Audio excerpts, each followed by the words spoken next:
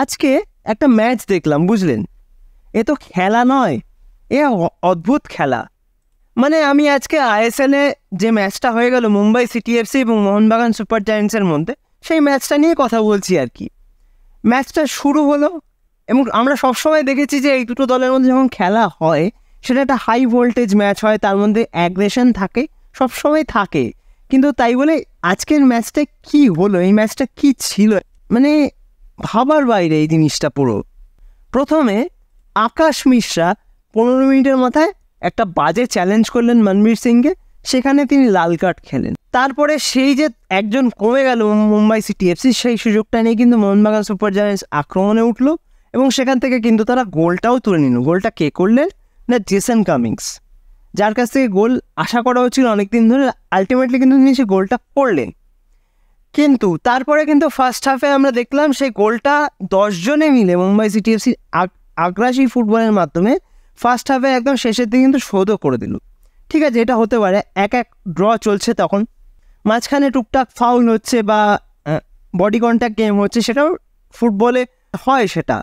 কিন্তু সেকেন্ড হাফে এটা কি খেলা দেখলাম। ফার্স্টে আশিস রায়কে একটা ট্যাকেল করার জন্য ডাইরেক্ট লাল কার্ড দেখিয়ে দিলেন। আচ্ছা, ওটা কি লাল কার্ড হয়? তোমরা যারা ম্যাচটা দেখেছো আমাকে একটু কমেন্ট করে বলো যে ওটাতে তোমরা সহমত কিনা, ওটা কি লাল কার্ড ছিল? তারপরে আমরা কি দেখলাম, লিস্টন কোলাসোকে রেফারি লাল কার্ড দেখালেন। তো দেখলাম আমরা দুজন প্লেয়ারকে লাল কার্ড দেখে কিন্তু বেরিয়ে গেল, যার ফলে যে অ্যাডভান্টেজটা মোহনবাগান সুপার জায়ান্টসের ছিল সেখান থেকে কিন্তু মুম্বাই সিটি এফসি অ্যাডভান্টেজে চলে গেল। কারণ একজন 10 জন প্লেয়ার নিয়ে খেলছে একটা টিম, আরেকটা টিম কিন্তু 9 জন প্লেয়ার নিয়ে খেলছে। আচ্ছা, খেলা কি হয়েছে তারপর সেই বিষয় নিয়ে আমি একটু পরে আসছি। আমার কিছু এখন বলার আছে এই ম্যাচটা নিয়ে। সেটা হচ্ছে এই সময় ফারান্দো আমি দেখলাম হুগো গোমেজকে তুলে নিলেন এবং আমি দেখলাম জেসন কামিংসকে তুলে নিলেন। ঠিক আছে, তার বদলে কারা নামলো না, আর্মান্দো সাদিকু, দিমিত্রি পেত্রাতস এবং কিয়ান নাসিরি।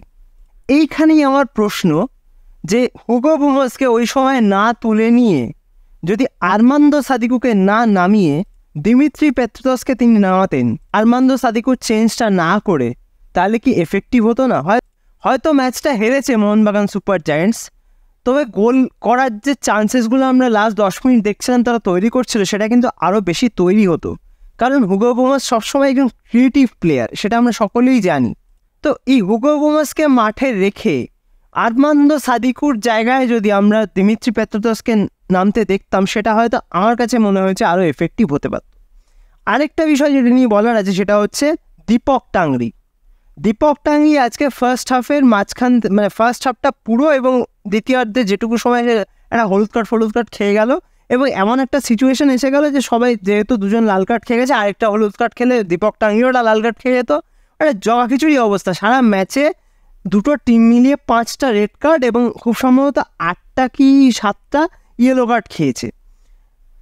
তো এটাকে কুস্তি হচ্ছে না ফুটবল হচ্ছে? আমি প্রথমে এই কথাটা বলতে চাই। এবং যা কিছু হচ্ছে তাতেই রেফারি কিন্তু কার্ড দেখাচ্ছেন। এইটা নিয়ে তোমাদের কি মতামত সেটা কিন্তু আমাকে অবশ্যই জানি। তো দীপক টাংরিকে দেখলাম একদম শেষ মুহূর্তে যখন সে হলুদ কার্ডটা খেয়ে গেল তখন কোচ চেঞ্জ করলেন, করে কাকে নামালেন না, সুমিত রাঠি এবং রবি রানা দুজনকে নামালেন।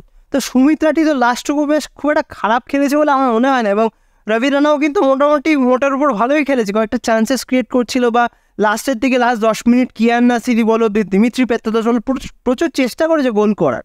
100 বার সে চেষ্টাটা করেছে, এই অবস্থাতেও চেষ্টা করেছে ম্যাচ জেতার। কিন্তু এই চেঞ্জেসগুলো একটু আগে করলে বেটার ছিল না? যদি এফেক্টিভনেসটা আমি প্রথম যে কথাটা বলছিলাম যে এফেক্টিভনেসটা কোথায় দীপক টাংরিকে রেখে? মোহনবাগান সুপার জায়ান্টসের কী লাভ হয়েছে দীপক টাংরিকে আজকে মাঝমাঠে রেখে বা তাকে খেলিয়ে? আমি এই প্রশ্নটা করতে চাই। তাকে কি চেঞ্জ করা যেত না আরও আগে? বা যেটা আমি আগে বললাম যে হুগো গোমেজকে রেখে দিয়ে দিমিত্রি পেত্রাতসকে হুগো গোমেজের সাথে জুড়ে দিই, যদি ফেরান্দো এই ভাবনায় চলতেন তাহলে হয়তো আরও বেটার কিছু আমরা দেখতে পেতাম মোহনবাগান সুপার জায়ান্টসের কাছ থেকে। তা না করে তিনি আবার সেই সাদিকুকেই কিন্তু মাঠে নামালেন। এবার সাদিকুর বিষয়টা হচ্ছে যে গত কয়েকটা ম্যাচে তিনি গোল করেছেন বা ড্র করেছেন, ঠিক আছে, কিন্তু আমি যেটা দেখছিলাম যে সাদিকও কিন্তু টার্ন করতে পারেন, অর্থাৎ বল নিয়ে কিন্তু ঘুরতে পারছেন না। যেখানে বল পাচ্ছে তার আশেপাশে তিনি দৌড়ে বেড়াচ্ছেন। তিনি যে ঘুরে একটা প্লেয়ারকে দেখে পাস দেবেন সেটা কিন্তু তিনি করতে পারেন না। তো আমার মনে হচ্ছে যে অন্তত এই প্লেয়ারটাকে নিয়ে কিন্তু এবার ভাবার সময় এসছে। আমি জানি না কতজন আমার সাথে একমত হবে, হয়তো কেউ আমার সাথে দ্বিমত হবে, সেটা কিন্তু আমাকে অবশ্যই কমেন্ট করে তোমরা জানিও। এটা আমার পার্সোনালি ব্যক্তিগত মতামত। আমার মনে হচ্ছে আরমান্দো সাদিকোকে কিন্তু এবার নিয়ে কিন্তু এবার একটু ভাবতে হবে, কারণ তাকে কিন্তু প্রচুর সুযোগ দেওয়া হচ্ছে। সেই সুযোগের সদ্ব্যবহার তিনি কতটা করতে পারছেন। আজকে জেসন কামিন্স কিন্তু যাই করুন একটা গোল কিন্তু করেছেন, তিনি কিন্তু এগিয়ে দিয়েছিলেন। গোলটা কিন্তু তিনি করছেন যখনই সুযোগ পাচ্ছেন, কিন্তু আরমান্দো সাদিকো বল নিয়ে দৌড়াচ্ছেন, ঠিক আছে, কিন্তু কোথায় যেতে হবে, কাকে পাস দিতে হবে, এইগুলো তো বুঝতে হবে এত বড় মাপের একজন প্লেয়ারকে। তো এইগুলো কিন্তু এখন ভাবতে হবে কোচ হুয়ান ফার্নান্দোকে। এবং আগামী ম্যাচটা আরও বেশি ইম্পর্ট্যান্ট ম্যাচ, এবং সেখানে কিন্তু লিস্টন কোলাস এবং আশিস রায়ের মতো দুজন ইম্পর্ট্যান্ট প্লেয়ারকে পাবে না মোহনবাগান সুপার টিম, যেটা কিন্তু বড় একটা সেটব্যাক। কিছুদিন আগে আমরা দেখেছিলাম 8 প্লেয়ারের ইঞ্জুরি ছিল, প্রায় একটা মিনি হাসপাতালে পরিণত হয়ে গেছিলো সবুজ বেলুন। সেখান থেকে তারা ফিরে এসছে, অনেক প্লেয়ারই কামব্যাক করেছে। এখন দেখা যাক যে আগামী ম্যাচগুলোতে তারা কীভাবে অ্যাপ্রোচ করে। তবে এই ম্যাচটা কিন্তু মানে এটা কী ম্যাচ দেখলাম আমি নিজেও এখনও বিশ্বাস করতে পারছি না। তোমরা তোমাদের মতামতটা প্লিজ কমেন্ট করে জানিও। আজকের ভিডিওটা তাহলে এখানেই শেষ করছি, আর বেশি কথা বলবো না। তো কেমন লাগলো অবশ্যই কিন্তু কমেন্ট করো, এবং অবশ্যই সাবস্ক্রাইব করো চ্যানেলটা যদি ভিডিওটা ভালো লাগে। তো আজকের মতো ভিডিওটা তাহলে এখানেই আমি শেষ করি।